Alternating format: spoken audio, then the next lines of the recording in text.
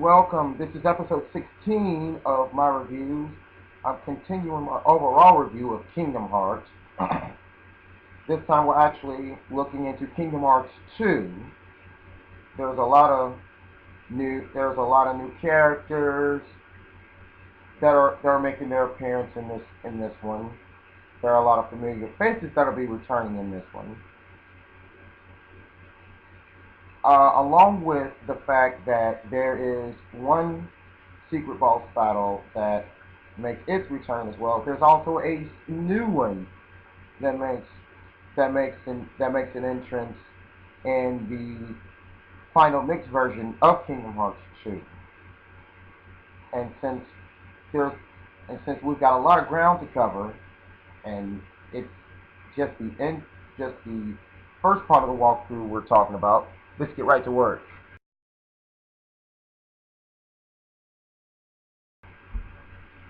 Now, since there are a lot of new and returning characters in this game, I figured that I'd best start off giving off the names of the characters that will be in this new adventure of Kingdom Hearts 2.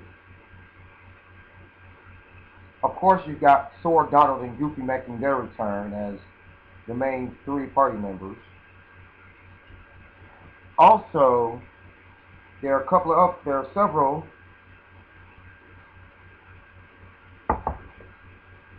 Final Fantasy characters that are making their return as well. Most of the main ones from Final Fantasy VII are making their return. I'm referring to Cloud, Yuffie, Sid makes his return as well. Squall Leonhardt from Final Fantasy VIII makes his return as well. However, you don't have to worry about fighting Leon at all in this one. Well, not in boss battles anyway. Also, Aerith makes her return. Other Final Fantasy characters that are making their appearance, or return I should say, is Sophie makes a cameo appearance during the Roxas walkthrough. She's from Final Fantasy VIII. She does mention Titus and Wakka during her conversation with Kairi. They don't make an appearance in this one. I think both Titus and Wakka came from 10. Speaking of Final Fantasy X, Auron makes his debut as a playable character, or as a playable member of your party. Jack Skellington makes his return as a playable character along with Aladdin. Simba makes his return, this time as a playable member of your party, along with Mushu, who teams up with Milan. Of course, the Beast is making his return as a playable member of the party. Riku also makes his return to the forefront. The major difference is this time around, you don't necessarily fight him as an enemy in this game, though throughout the game, and as the game goes on, you'll end up fighting Riku while he's still dressed in the Organization 13's cloak at least once. And I think that's in the Land of the Dragons, but we'll get to that. We'll get to that when I get to that section.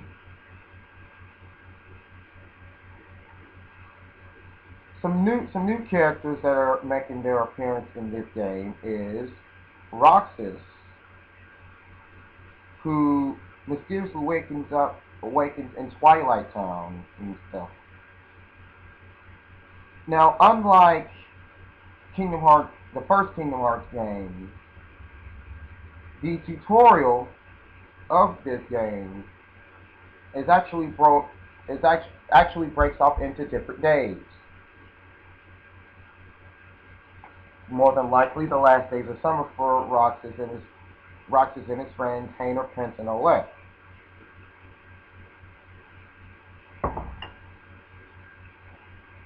Now, you don't fight any Heartless starting off. You actually start off fighting nobodies, which you start off fighting Dusk. Of course, Axel makes his return in this, and you'll only fight Axel as Roxas during your walkthrough as Roxas. You don't fight him as Sora. Although Sora does fight alongside Axel, going close to the end of the game, but we'll get to that when the time is right. Now, one world, no, actually, there are 2 to 3 worlds that make their return to Kingdom Hearts 2. Atlantica makes its return. However, this time around, Atlantica is basically a side quest world, so to speak. And the more you progress in the game, overall game itself, the more parts of Atlantica you get to unlock. The 100 Acre Wood makes its return as a side quest.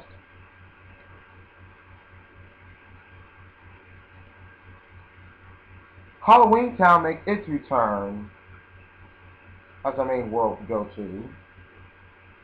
However, Christmas Town is added in as well. The Olympic Coliseum makes its return with the addition of the Underworld and the various tournaments that goes on down there. Though the Beast makes its return as a playable member of your party, his counsel was not available in the first Kingdom Hearts game. Now it is. Hollow Bastion makes its return, which is basically the first world that Sora goes to after he awakens from his slumber. But not enough about trying to squeeze everything in during this year. But when we come back, we're going to start the walkthrough of Roxas and how Roxas' stats are going to be transferred over to Sora when his time is up.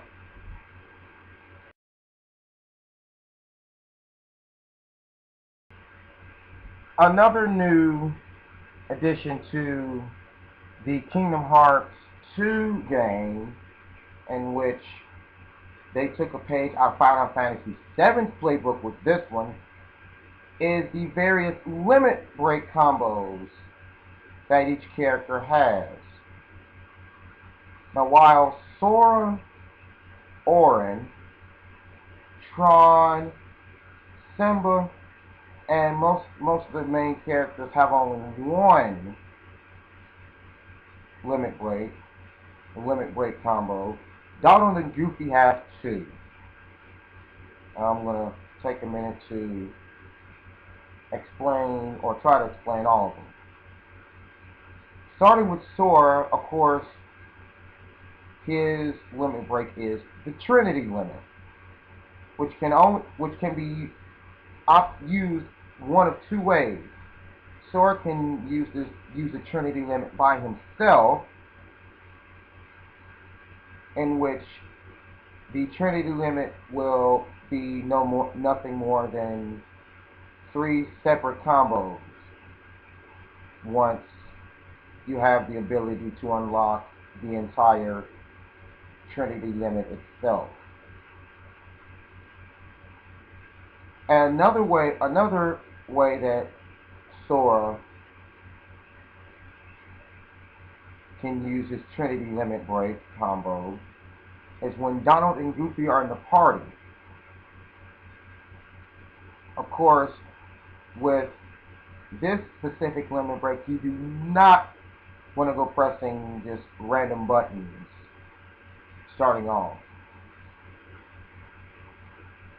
You'll have things of triangle, square, and circle. Each of them represents a member of the party, whether it be Sora, Donald, or Goofy. Sora represents the break.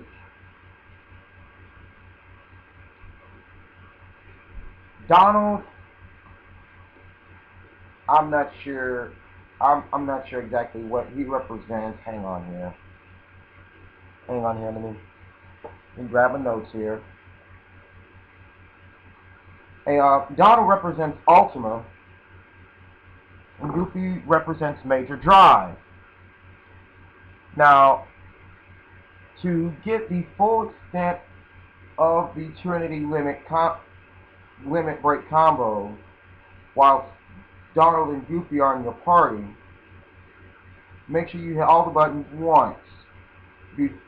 Once you hit a specific button, whether it be triangle, square, or circle, they are replaced with begin combo. Don't press the begin combo button until after all the other buttons have been pressed. Once you press those buttons, then you go back and hit begin combo. Donald has two, like I mentioned before, Donald and Goofy have two limit breaks. For Donald, the first of which is Fantasia, which you probably, that's in reference to Mickey's Fantasia, I would assume. But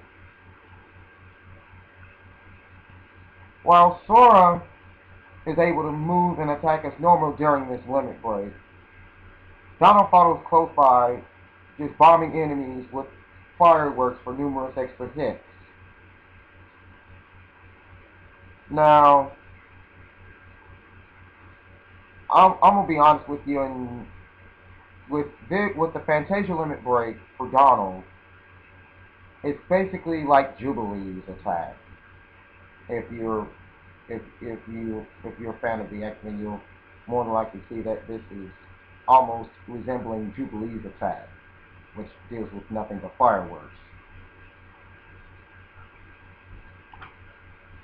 Well, when we come back, I'm going to try to finish up the limit breaks, then get right into the walkthrough with Roxas.